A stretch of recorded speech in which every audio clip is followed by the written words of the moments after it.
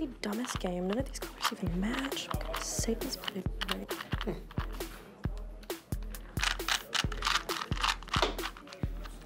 That should do it.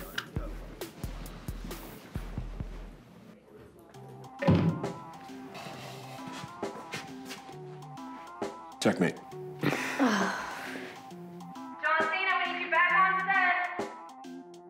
So, do you know anything about polio eradication? It's really super. We're so close to getting rid of this virus. Well, that's good news. Use a little bit more vaccine. Yes. Hi, excuse me. Okay, sorry, sir. John Cena, have you seen him? I believe he went right past here. 从职业摔跤手转型成一个好莱坞电影明星，对这种转变你是怎么看的？我不想改变我的工作，因为我最喜欢 WWE。我相信 WWE 跟电影差不多一样，所有用娱乐，在将来我。Hey Cena, they need you back on set. 哇，John Cena 真是无所不能。好，谢谢。谢谢您。Hey, John Cena. Hi, I'm Dr. Jay Wenger. I'm the director of polio at the Bill and Melinda Gates Foundation. You know one thing I don't know a lot about: polio eradication. Yeah, polio is a bad disease that has been paralyzing and killing kids for thousands of years. Fortunately, we have some vaccines now that we've been able to use to drive this virus to the edge of extinction. So there's no cure, but the vaccines prevent the disease. That's right. Once you get paralyzed with polio, there's nothing that a doctor can do to fix that paralysis. However, we can prevent kids from ever getting infected in the first place by making sure that every child gets the polio vaccine. With the help of the vaccine, we could possibly eradicate polio from the entire world. That's right. We've driven polio now to the smallest populations ever, just a handful of cases in 3 countries in the world. Once we finish there, we win. But if we don't take advantage of that opportunity now, the virus could crawl out and reinfect other places again. Doc. Cut. 16 million people are walking today who would have otherwise been paralyzed. This is because of the efforts of Rotary International and the Global Polio Eradication Initiative. Thank you, Rotary International. Thank you, World Health Organization. Thank you to the U.S. Centers for Disease Control and Prevention. Thank you to the Bill and Melinda Gates Foundation. Thank you, UNICEF colleagues and frontline workers.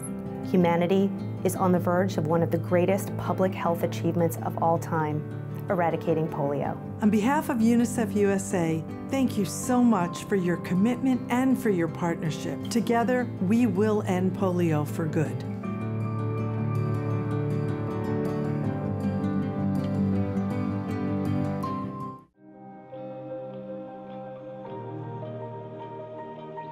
Welcome to Rotary's World Polio Day event, hosted by the Bill and Melinda Gates Foundation in Seattle.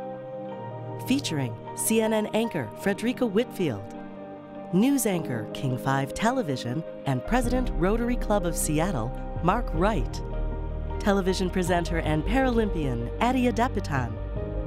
From the motion picture Breathe, Andrew Garfield, Claire Foy, and director Andy Serkis. Nigerian singer and songwriter Tiwa Savage. Economics and global markets reporter at Quartz, Dan Koff. Science editor, Time Magazine, Jeffrey Kluger. And director, polio program at the Bill and Melinda Gates Foundation, Jay Wenger. Now, please welcome CEO, the Bill and Melinda Gates Foundation, Sue Desmond-Hellman.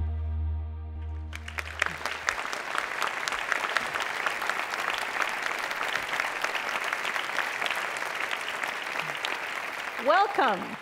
I want to welcome everyone here and everyone who's joining us virtually for this celebration of World Polio Day right here at the Bill and Melinda Gates Foundation in Seattle, Washington. I'm thrilled to see all of you. And today is a celebration. Here's the thing. There's 40 times more people in this room than all the people who were diagnosed with polio all across the world this year.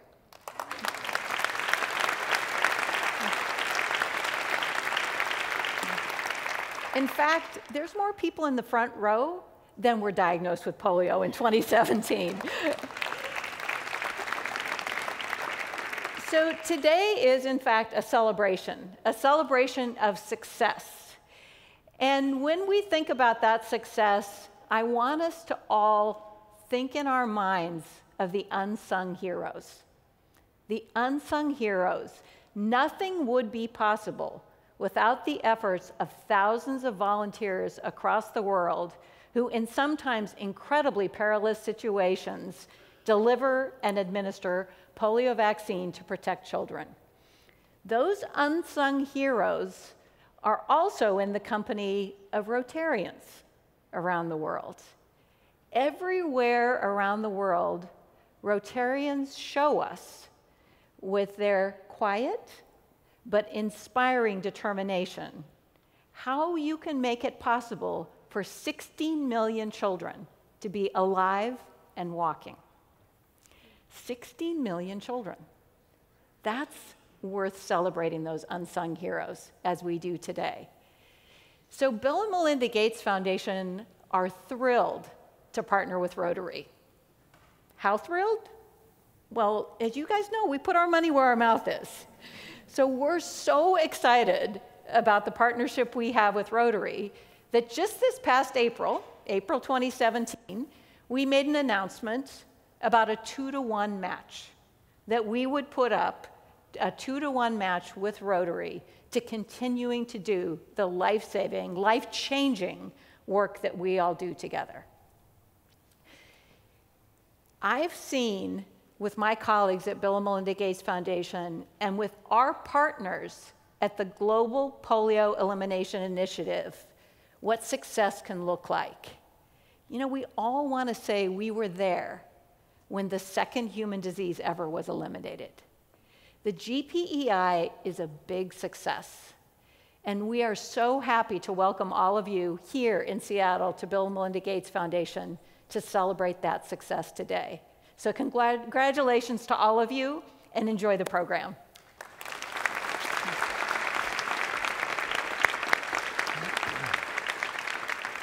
Sue, thank you, and good afternoon, everybody. And to those of you watching around the world, hello from Seattle, welcome. It's not raining here today. That's the good news. My name is Mark Wright. I'm a journalist and news anchor for King 5, the NBC affiliate here in Seattle. I'm also the current Rotary Club of Seattle president, one of the world's largest clubs, the fourth oldest, established in 1909. And as Sue said, an important partner Rotarians are in this fight against polio eradication. You know, over 3 decades, the Polio Eradication Initiative has made remarkable progress. This year, as Sue mentioned, we have 12 wild polio virus cases worldwide. 7 of them are in Afghanistan, 5 are in Pakistan. That is a 70% reduction from 2016. It's the lowest case count in history. So think about that, 12 cases in the world. And remember, in the mid-1980s, when Rotarians made this a priority, that number was 350,000 cases a year. So the scale of this polio eradication effort really is staggering. Every year, 2.2 billion doses of vaccine are delivered to 430 million children through a very sophisticated vaccine supply and logistics network. To reach the most remote and insecure communities, we deploy millions of volunteers, literally, and 50,000 community mobilizers. They are the unsung heroes in this fight. They're deeply committed to ending this disease, and they really are the unsung heroes that we are here to celebrate today. Right now, please welcome Rotary International Vice President, Dean Roars.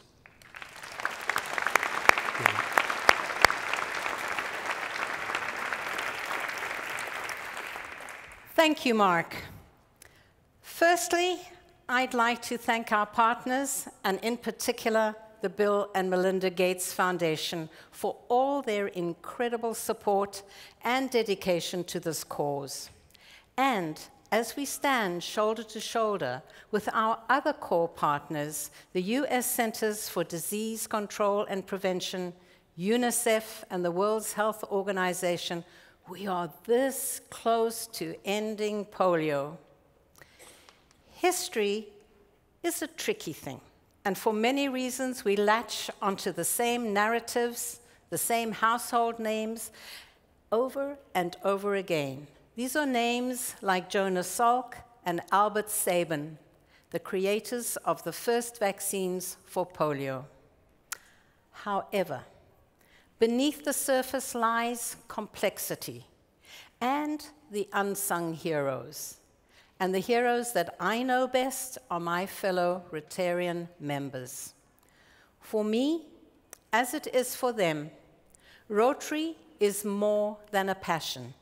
It is a way of life. We bridge different cultures to reach every community. We persuade parents that 2 drops of vaccine are critical to each child's health. We participate in national immunization days on a huge scale, like in Pakistan, where we have protected more than 40 million children under the age of 5. And we also spread awareness and raise funds for the cause. There are more than 2,000 events taking place around the globe for World Polio Day, from fundraisers in South Africa to rock concerts in Brazil. And in the Osun State in Nigeria, Rotary members are donating wheelchairs to polio survivors who have spent most of their lives as the crawlers down on their knees. A few years ago, I had that amazing experience, and it truly changed my life. I'll never forget the look on those faces when, for the first time, they could pick themselves up from out of that dirt and meet me face to face with a new pride and dignity. Our journey to eradicating polio is not yet over. And although we've been successful in hunting down polio, in fact so successful that many of your friends and family don't know about the impact that it had on the lives in the past, there is still so much to do. And with the generosity of the Bill and Melinda Gates Foundation, every dollar you give to Rotary for polio eradication will be matched with that 2-to-1 match, helping us get over that final finish line. I'd now like to introduce you to Robin Cavendish, another unsung hero who worked tirelessly to improve the lives of fellow survivors and many disabled people.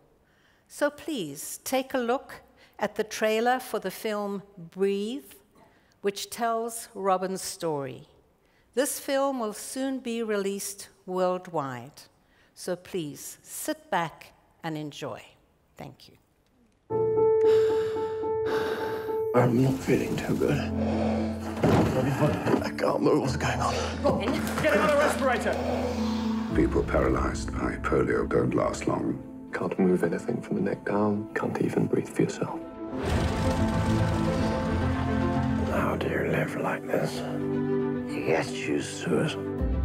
I love you, and I want Jonathan to know you. You can't love this. Yes, I can. There must be something I can do. Get me out of here. Robin's going to leave the hospital. No one with your husband's disability exists outside a hospital. Has anyone ever tried? Robin! Robin! You're right, darling. Much better. £5 says he'll never make it. You're on. Darling, call Teddy. I've had an idea. A wheelchair that does his breathing for him. Are you sure it's safe? It's worked so far. Robin! You owe me £5. Hammy bastard. Why do you keep your disabled people in prison? No one's believed it's possible to live as you do. Well, we should open the gates and set them free. Bloody marvellous. What now, Robin, a world tour? Wouldn't that be an adventure? When I first became paralyzed, I wanted to die. My wife told me I had to live. See our son grow up. Your life is my life.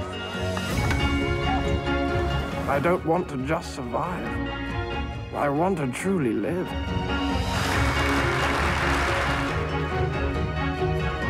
I love my life. I think he should be in hospital. No? You're quite right. No. Europe hasn't had an outbreak of polio since 2002, and it's been even longer in Great Britain. Making the film Breathe gave us a unique insight into the consequences of polio, not just for the survivor, Robin Cavendish, but for his entire family. Breathe is a film about triumph over adversity. Robin had an amazing sense of adventure as a young man, and nothing could change that, not even his paralysis. His fierce determination to live a full and boundless life, even when he required a respirator to breathe, reminds us all to imagine a world without limits. And that is where we find ourselves here today, envisioning a world without polio. It's not impossible. In the last 30 years, we've made a huge impact and made the world 99.9% polio-free. Be part of this historic effort. Visit Rotary's endpolio.org to donate and learn more.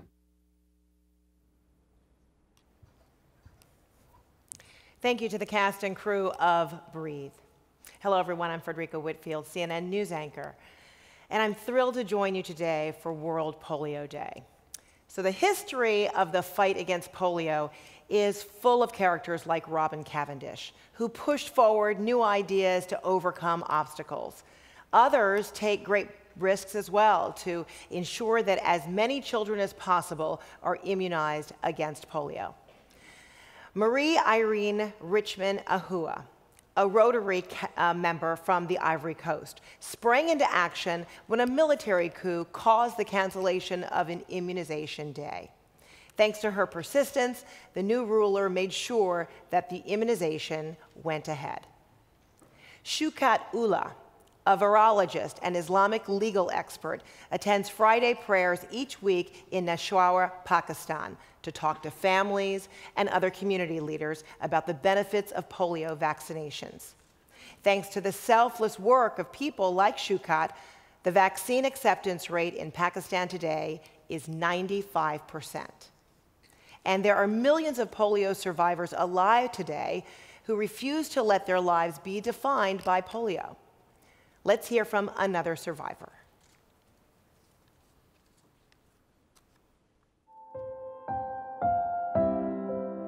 My name is Adi Adepitan. I was born in Lagos, Nigeria. At 15 months, I contracted polio. The moment that really captured my imagination for sport was back in 1984.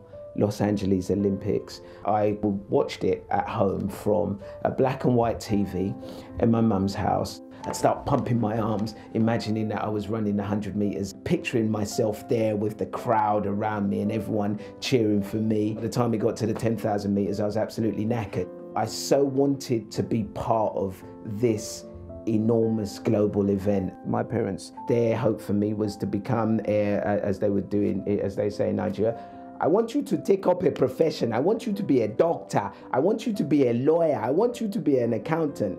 And I said, no, Mum, I want to become a wheelchair basketball player. The greatest day of my life, it was getting a letter through the post saying, congratulations, you've been selected for the Sydney 2000 Paralympic Games. It was just mind-blowing. I went back to Nigeria to see what my life would have been like if my parents hadn't brought me to the UK. It's hard even to articulate how important and how amazing a job that those vaccinators are doing. We're really close to eradicating polio. It's that close. I want to be there on the day that the UN General Secretary says, we have finally got rid of polio. You guys can be part of that and can be responsible for that. It could be the greatest day of the human race so far. So Addie may live in the UK now, which has not seen a polio case since the early 1980s, but his home country of Nigeria is still fighting polio. Continuous vigilance is needed to locate the last sources of the virus in a country of more than 180 million people. A sophisticated surveillance system is being used to track down the last cases of polio there. Let's take a look at what it takes to make surveillance effective. In 2016, after Nigeria was officially declared polio-free, 2 children from the Lake Chad Basin were diagnosed with polio. The children came from areas affected by years of conflict and large population movement. The global health community knew people had been living in areas inaccessible to vaccination efforts and hidden from surveillance teams.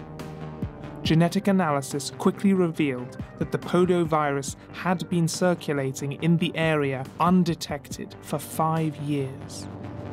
The science of polio surveillance must constantly adapt to pursue this virus. For most of human history, polio was largely invisible. Our ancestors could see fever, withered limbs, and paralysis, but not the invisible virus that was all around them. 3,500 years ago, Egyptians created a tablet showing a priest with a withered limb walking with a staff, and 1,000 years later, Greek physician Hippocrates described a similar paralysis of the legs. It wasn't until 1773 that the first detailed case of polio was recorded by Sir Walter Scott's childhood doctor, who described his symptoms as a teething fever. But Scott's own memoir documented something much worse, a permanently withered leg. Polio circulates largely unseen. Most people who are infected have no symptoms at all. Only a quarter of those infected will even present flu-like symptoms. Only 1 in 200 will share Sir Walter Scott's fate. These acute cases are still important in modern surveillance systems. They are a good indicator of where the polio virus is circulating. Health workers in hospitals and clinics evaluate and report suspect cases. If the wild virus is identified, further tests are carried out to determine where the strain originated. In areas with few formal health workers, a parent will bring a child showing signs of paralysis to anyone, to find help. Religious leaders, pharmacists, traditional healers all serve as a source of information. In conflict zones, where there is no surveillance, health workers remotely examine children by video conferencing over a smartphone. Health workers also test those who flee to see if they are unknowingly harboring polio. This approach has had stunning effects in Pakistan, where cases have been reduced by more than 90%. Looking for the virus in humans is effective, but environmental testing can find the polio virus hidden in regions where there are no active outbreaks. In 2013, routine surveillance revealed polio in Israeli sewer systems. The government responded with a massive effort, immunizing 980,000 children in just 7 months. Not a single case of polio was reported. When Brazil hosted the World Cup in 2014, routine surveillance found poliovirus in a sewer system connected to the airport in Sao Paulo. Genetic sequencing traced the virus to West Africa. The traveller likely never knew they were carrying it. Brazil had ensured herd immunity through continued immunization, preventing an outbreak even while polio was circulating in the environment. Today, surveillance teams are using technology to search not just Nigeria, but the entire region to reveal where the virus may continue to circulate and threaten progress towards eradication. There are thousands of people involved in surveillance worldwide, working in the streets, in labs, health centers. Surveillance is the way forward. Eradication requires finding all traces of polio. So pretty convincing. Surveillance is an important part of the strategy to end polio. But what else do we need to get the job done? Earlier in the program, you saw Dr. Jay Wenger, epidemiologist and director of the polio program at the Bill and Melinda Gates Foundation, explain to John Cena just how close we are to ending polio. Well, joining Dr. Wenger right now on stage is Jeffrey Kluger, science editor of Time and one of the leading advocates for polio eradication. Welcome and discuss. Thank you so much, Fredricka. And thank you. I'm going to have just 3 very important questions for Jay. I'd like to talk to you about our final 3 polio endemic countries, Pakistan, Afghanistan, Nigeria. They're complex places where conflict makes accessing all children with the polio vaccine challenging. So what are the innovative strategies we're using now to overcome these hurdles that are standing in the way of polio eradication? Well, you're right. The last countries where polio virus is actually resting, and the last bastions of the disease, are in places where conflict is an issue. And fortunately, the polio program has a lot of experience with addressing the problem and getting rid of the virus in places like that. In the very beginning of the polio program in Latin America, they instituted days of tranquility between the warring sides that allowed vaccinators to go in. And subsequently, the virus has been eliminated from essentially every country in the world, including those where fighting and conflict has been an issue, like Somalia and Yemen. More recently, in these last 3 countries, we've taken from those lessons and applied them, and plus generated some new ideas on how to reach kids. And the bottom line here is we have to reach every kid with the vaccine. That's our target. In Pakistan, especially, and in each of these countries, we've tried to focus on where is it difficult to get kids vaccinated and what are the problems with that. And in some places we find there's doubts about the vaccine or concern that people don't want to take it. It's not consistent with their beliefs. And we've addressed that in a number of ways. One is we've identified in some key areas, in many large areas, women who live in the village who have committed to covering all the children in their area. So every time there's a campaign, these folks are part of the vaccination team, and they know the village, and they know where the kids are, and we work with them to make sure that they have the capacity to vaccinate every kid there.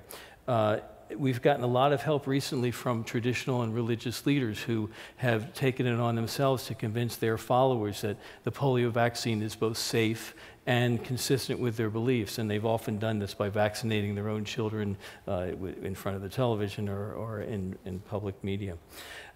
Finally, we need to reach every kid in these places every time we do a round, whether they're moving or staying in their home. And so another strategy to address that is to make sure that when we do the vaccination rounds and vaccination teams are marching from house to house, we also have teams sitting at key bus stations and key train stations and key transit sites where roads intersect, stopping cars and identifying children, seeing if they're vaccinated. If they're not, they get vaccine there. So there are a wide range of strategies that we've employed in these last areas to finish the job off.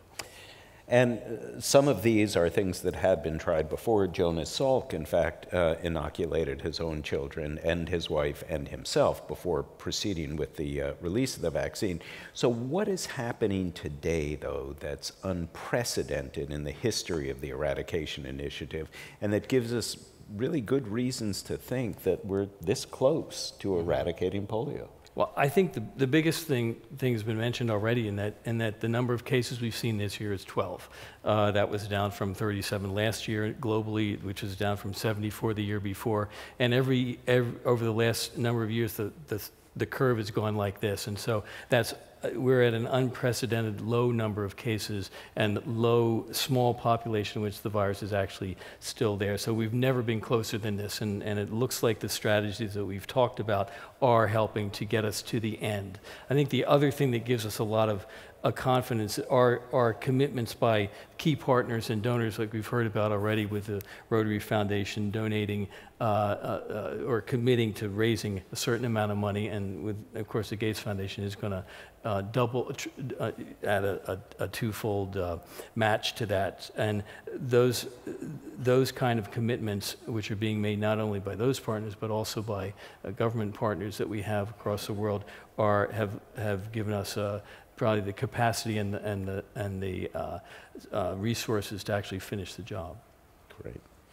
And so we've heard about what the work that's happening within the last 3 polio endemic countries, but what is the Global Polio Eradication Initiative doing outside those 3 ground zero nations? Yeah, I think that it's important to realize that nearly all of the world has already gotten rid of polio in their area, but we know that if a child were to get on the plane in Pakistan and they were infected and they flew to some other place, they landed there, they could start to spread the disease there. So we need to make sure that children, even in the rest of the world are still protected from poliovirus, so that if it does come in, it won't go far, and we can stop it rapidly. So we're still doing campaigns in much of Africa and Asia to make sure that kids are protected, even if they're outside of the area where we know the virus is.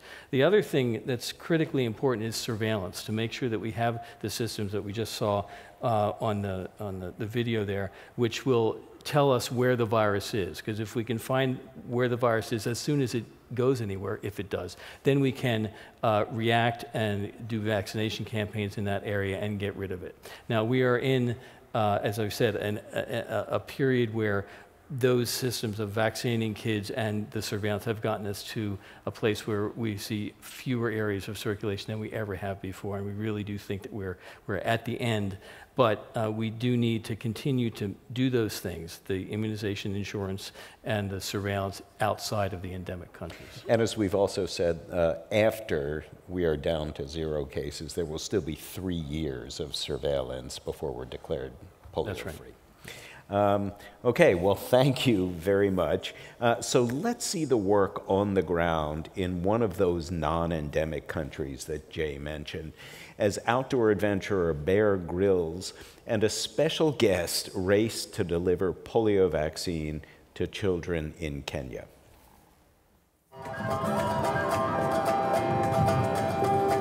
This is a sweet little hospital. Yeah.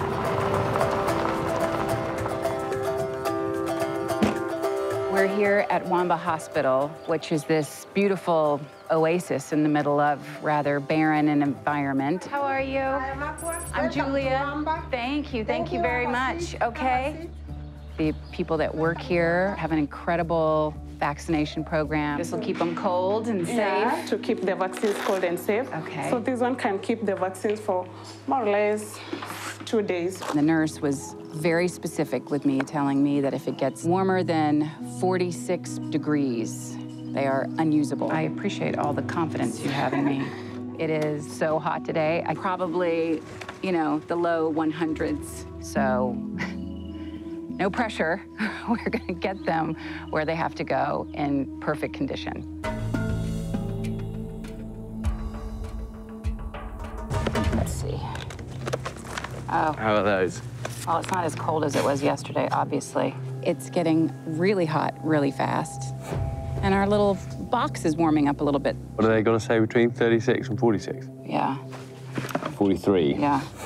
Okay, we need to get a bit of a wiggle on here. All right, We've still got a few miles. We need to really push on now. The vaccine temperature is rising, the day's getting hotter, and really you want to get these miles done before it gets too crazy hot. It is so challenging to get to some of these remote villages. I can't imagine how heartbreaking it would be to be a family that needed medical care of any kind. So we're gonna hustle our bustle to the village with the vaccines. Okay, we keep going. Okay, there we go. Oh, that's see through the trees? Incredible. You can't miss that clash of color. Wow, that is incredible. Out of nowhere, really, we came across this village and found all of these incredible families and children. Hi, guys, hi. Hi. We got the vaccines. Our long journey had come to its finish line. Okay, so we get all the kids lined up. Who's gonna go first? Who's the bravest? You? Do you wanna go first? Okay, so open your mouth. Chin up, yep. You ready? 1, 2. All the children lined up and they had their chins up and their little mouths open like little birds. It was so sweet. Ready? Close your mouth. So many children turned up to be vaccinated. It's something that once the word is out, everybody wants to be here and everybody wants to be able to do whatever they can to protect their children, as we do all over the world. This place is no different than any place else. It's okay. There we go. The diseases that these children are grappling with, that they lose their lives from, are all preventable diseases. Come here. Let's make a difference. Let's change the world together. Let's give these children a chance that they would never have without these vaccines. Perfect, perfect. This isn't just my mission or Julia's mission. This is your mission, and together we really can make a difference. And in life, that's a rare opportunity and a rare privilege. You did it. Remember that we only really start living when we start doing whatever we can to help and to better other people's lives.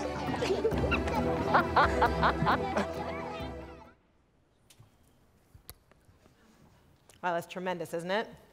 So you just saw the journey of the polio vaccine in my birth country of Kenya, carried by health workers across rivers, plains, mountains, and borders to reach communities. But it also takes the commitment of parents to ensure that every child is protected from polio. Parents often have to make difficult journeys to a health camp, sometimes spending the whole day to get their kids immunized, and they are also unsung heroes. Tiwa Savage, Rotary's newest End Polio Now ambassador, is a Nigerian musician and a mother committed to helping her country defeat polio once and for all. 2 years ago, we nearly ended polio in Africa. 1 billion determined people came together to rise up as a unified continent, audacious and proud. But all great achievements are threatened by setbacks. I've lived and performed all over the world, but my love for Africa brought me home. Because I'm one of those billion people committed to ending polio forever. I'm a mother, a musician, a proud Niger woman, and a Rotary polio ambassador. And I believe in our collective strength. And now is the time to rise again, my people, because our story will be one of triumph. Hi, I'm Dan Koff, an economics reporter for Quartz. I've researched and written about the impact of global health initiatives for over a decade. Spending on immunization, and specifically finances put toward eradicating polio, have been among history's highest impact public health investments. Researchers estimate that immunization saves low and middle income countries almost $20 billion annually. From polio eradication in the US alone, one set of researchers estimates that it has saved the US more than $220 billion since 1955. Other analyses suggest that the benefits of polio eradication spending will outweigh the costs by nearly $50 billion from 1985 to 2035. At the same time, 8 million lives may be saved. The final push to rid the world of polio has proven more costly than expected. Each year, the global health community spends an additional hundreds of millions of dollars more on eradicating the disease. Some health researchers reasonably question whether the money might more efficiently be spent on fighting diseases that are currently causing more damage. As of October 18th, there have only been 12 cases of polio identified in the world this year. Yet polio eradication investments, judged against the vast majority of global health spending, are still quite effective. Without these efforts, the disease would again spread and demand more time and financial resources. And importantly, the effects would be more unpredictable and destabilizing. The chances of a devastating outbreak would go from minimal to very real. Also, though it is much more difficult to measure, perhaps the most important argument to continue pouring resources into fighting the disease is demonstrating the power of global cooperation. In a time where the ability of the world to work together to achieve great things is being questioned, the eradication of polio would have incredible symbolic value. Dan, thank you. You know what amazes me about this fight against polio is the role that everyday people are playing and continue to play. Some of you in this room have delivered polio vaccine to children overseas for years, and you've done it on your own time, you've done it at your own expense. Others have given money, others have held fundraisers. We may not know the names of these heroes or how much they've given, but today is about honoring you and recognizing your role in this fight to wipe out polio for good. You know, after all, vaccinating yourself and your children against a preventable disease is really second nature to us. Helping children on the other side of the world may also sound obvious in our hyper-connected world when polio really is just a plane ride away from Seattle and any other city in the world. But these actions really are at the foundation of our resilience, and they're helping us create a safer and a healthier world. Let's now hear from some of those unsung heroes about their hopes for a polio-free world.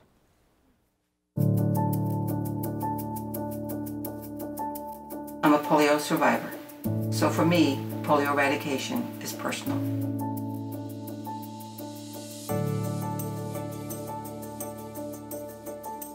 Why it is important for us to continue doing it? Because we know that it is a preventable disease. I found it important to do something meaningful to provide credible information to polio survivors and their family members. There has been a great deal of satisfaction in working through the period when India gradually reached polio-free status, and the thought of how many children are now walking to school that would have been paralysed gives us all a sense of achievement. We don't have barriers, we don't have borders. We can promote peace and we can change the life of so many people.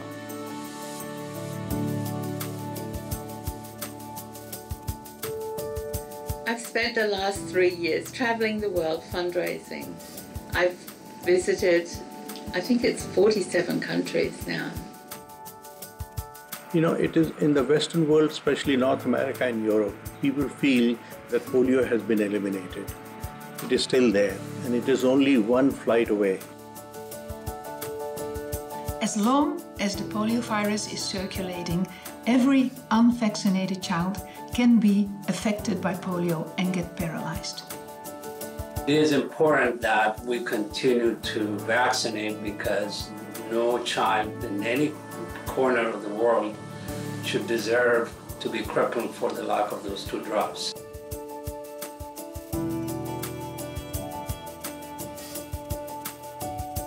This is the time to really put in more effort. Polio is a lifetime disease. We must drop the zero and end polio now. I'm asking you to be the best polio eradication advocate you can possibly be, because it takes all of us to be successful.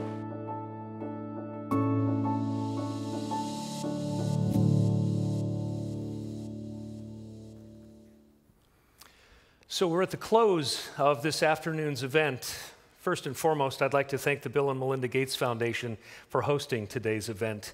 It's a beautiful facility where so many of the world's problems are literally being solved by the work of the people here. And the Bill and Melinda Gates Foundation for being such an important partner in the fight against polio. I know now that we are all more aware of the importance of polio eradication. As we face so many humanitarian challenges, it might seem natural to think, can I really do something to help? Can I do anything? I don't think the problem is apathy. We know how many people want to be part of the solution, but some people just don't know how. If you're watching this live stream anywhere else in the world, maybe just even here in Seattle, I'm going to challenge you right now.